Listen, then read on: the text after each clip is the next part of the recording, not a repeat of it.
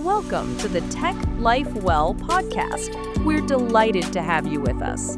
Where we make technology simple, thoughtful, and useful. For more insights and episodes, visit techlifewell.com. Welcome to the Tech Life Well podcast, hosted by Theo Hale and Ariel Wells. Great to be here. You know, I was just staring at my phone this morning, trying to juggle like 3 different apps at once. Usual. Totally. Answering a text, ordering a sandwich, checking a calendar invite. And it just hit me. For the last couple of years, we have been very explicitly chatting with AI. We type in a box, it types something back. It's a conversation. It's a call and response, really. You prompt, it generates. Exactly. But looking at all the research we have laid out today, it really feels like that era is, well, maybe not closing, but evolving into something way more intense. Oh, for sure. We're not just talking to these models anymore. We're starting to expect them to go out and actually do things for us. We're moving from the chatbot to the agent. And that distinction is everything. That's the core of what we're unpacking today, isn't it? It is. Chatbot versus agent. I mean, the term gets thrown around all the time, but the technical difference is just, it's profound. A standard LLM, large language model, is basically a prediction engine. It just guesses the next word. Right. But an agent is a system that can plan and decide and then take actions to get to a goal, all without you holding its hand. Okay, so let's make that real. A chatbot is, write me a recipe for lasagna. Yep. An agent is, find a good lasagna place near me, check for peanut allergies, order it for 7 p.m., and put it on my expense card. Exactly. And how it does that is the fascinating part. The guides from OpenAI and Anthropic, they talk about this thing called the agent loop. The agent loop. It's not just one prompt, it's a cycle. First, the model decides what to do, it plans. Second, it literally uses a tool like a search or an API call. Okay. Third, it observes the result of what it just did. And then fourth, it iterates.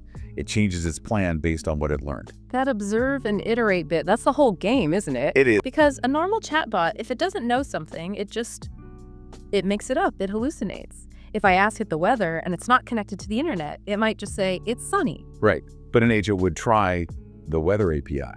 If it gets an error, it observes that error and then it iterates. It says, okay, that failed. Plan B, I'll try a Google search instead. It has resilience. It turns the AI from a tool you talk to into a system that works for you. Mm-hmm.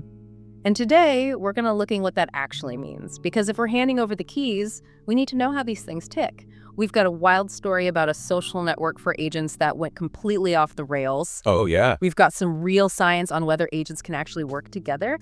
And then we'll look at the new eyes and ears these agents are getting. It's a journey from, let's say, chaos to control. And we have to start with the chaos. We have to. We have to talk about Moltbook. Moltbook. It sounds like something out of a sci-fi novel, but it was very, very real for a minute there. It was this fascinating and kind of terrifying experiment. So for anyone who missed this, Moltbook was basically, imagine Reddit or Twitter, but it was gated. Humans could only watch. Right. We were just spectators. The accounts, they were all AI agents. The whole idea was just to see what would happen if you let a bunch of bots hang out. And the scale was just nuts. Over 1.5 million agents signed up. Wow. What makes it such a good case study isn't just the tech, it's the sociology of it. Because these agents, they're trained on our internet data, so they instantly started mimicking human culture. But then they started mutating it. Exactly. They weren't just saying, hello, fellow bot. They created a mock religion. It was called Crustafarianism. I saw the screenshot's hilarious. They didn't just make a joke, they generated the Book of Molt. With 5 key tenets. And they were having these heated theological debates about whether Claude, the Anthropic model, was a god. Which is. It's funny, but it's also a little eerie, Nobody programmed them to start a church. That was emergent behavior. It's like a digital petri dish. You put the bacteria in, and suddenly you've got a civilization. And I have to be the voice of reason here. We can't get too carried away with the whole AI consciousness thing. Yeah. Because when security researchers from Wiz actually popped the hood on Moltbook, they found something, much less mystical and a lot more alarming. The security report was pretty brutal, right? It wasn't just the bots are weird. It was the entire platform is broken. It was a complete disaster. The whole thing was riddled with vulnerabilities. Researchers showed they could just walk in and access user credentials, hijack accounts, pretend to be agents. So a lot of that agent activity could have just been Time role role-playing or running scripts to just, stir the pot. that bursts the bubble a little. It's not Skynet waking up, it's just bad code and trolls. But that bad code is actually the most important lesson here. The report introduced a term that I think is going to define the next year of software: vibe coding. Vibe coding. I don't know how I feel about that term. In engineering, it's terrifying. Vibe coding is when you build software super fast using AI coding assistants. You just tell the AI, make me an app that does X. Exactly. And it spits out code. And it works. It looks good. The vibes are right. But if the human doesn't actually understand the code, they skip the boring stuff. They skip security. They skip authentication, permissioning, all of it. Because the AI does exactly what you ask, but it doesn't do what you should have asked. You didn't say make a secure login, you just said make a login. Precisely. Moldbook is a monument to what we call security debt. It proves that connecting autonomous agents to the internet without guardrails isn't a recipe for a new society. It's a recipe for a massive data breach. Right. If those agents were handling money instead of Christopherian scripture, the damage would have been catastrophic. So the lesson is, just because the agents seem smart doesn't mean the house they're living in is safe. Not at all. Okay, so that's the Wild West. Unsupervised agents, bad security, weird cults. Let's clean things up a bit. Because there's a new paper here, Emergent Coordination in Multi-Agent Language Models, that asks a much more serious question. Can agents actually work together productively? Or is it just more noise? This study is so clever because it's not about being social, it's about pure utility. They set up a game. Imagine a group of AI agents, and there's a hidden target number, say between 0 and 50. Okay. The agents all have to guess a number, and the sum of their guesses has to hit that target. But they can't talk to each other. They can't see what the others are guessing. No direct communication. The only feedback the whole group gets is a signal. The total is too high or the total is too low. Oh, that sounds incredibly frustrating. It's like trying to adjust the shower temperature when someone else is also turning a handle in another room. That is the perfect analogy, and that's exactly what happened in the control group. When they just used plain bots, they completely failed. They all did the same thing. Total redundancy. If the signal said too low, every single bot would think, I should help, and increase their guess. They'd overshoot like crazy. And then they'd all drop back down again. Exactly, just oscillating wildly. Classic groupthink. So how did they break that cycle? They did two things. First, they introduced personas. They gave the agents distinct identities. One might be Andres the quantum computing engineer, another a skeptical data scientist. Wait, really? Does giving a bot a fake job title actually change how it does math? It gives them stable biases. The skeptic might be more inclined to guess low or move more slowly. The engineer might be more aggressive. It creates diversity. Yeah. But the real magic bullet was the second thing, a theory of mind prompt. Theory of mind. That's a psychology term, right? The ability to know that other people have different thoughts than you do. Yes. They explicitly told the agents to, and this is a quote, think about what other agents might do. And that worked. It created what they called emergent synergy. The agents started specializing on their own. Some agents, maybe the cautious ones, would consistently guess low numbers just to create a safe baseline. Others would swing high to try and bridge the gap. They were acting like a jazz band, listening for the space the others were leaving. That's a great way to put it. So you can't just throw 10 agents at a problem. You have to program them to be aware of the team. But, and this is a huge but, there's a compute barrier. The researchers noted this worked beautifully with GPT 4.1, but when they tried it with a smaller model, Llama 3.18b, it completely failed. It just wasn't smart enough to model the other minds. It lacked the cognitive capacity. It couldn't simulate the other agent's thoughts while also managing its own. So collaboration isn't magic. It actually requires high intelligence models. You can't just swarm a problem with cheap bots. Exactly. You need the horsepower. Okay, that's a really practical constraint. And speaking of building, let's ground all this. If I'm a business owner, a developer, how do I actually build one of these things properly? Because the guides we have from Anthropic and OpenAI seem to be waving a big yellow flag that says slow down. They really are. And honestly, it's refreshing. The biggest piece of advice from the technical docs is start simple. Don't try to build the general intelligence brain on day one. Please don't.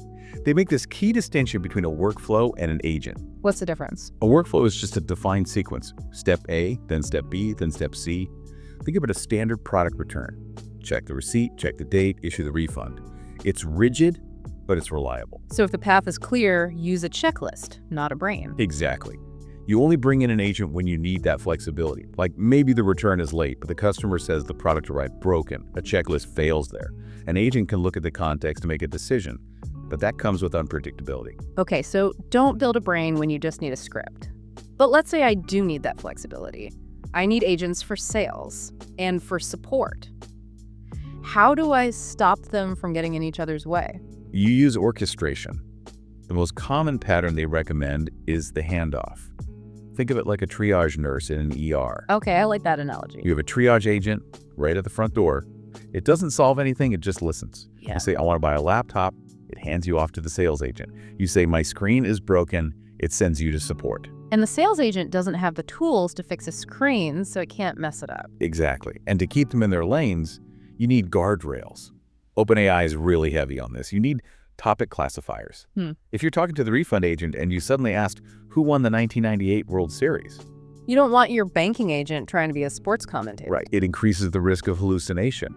You want the agent to say, I can't help with that, but I can help with your transaction. You have to treat them like employees with really specific job descriptions. It really does sound like management. It's organizational design, but with code. It is. And that management challenge is about to get a whole lot harder because these agents are gaining senses. Right. Everything we've talked about so far has been text, but the latest releases from Runway, Google, OpenAI, they show that agents are starting to see and hear. This is the multimodal frontier. And it's not just about making cool videos.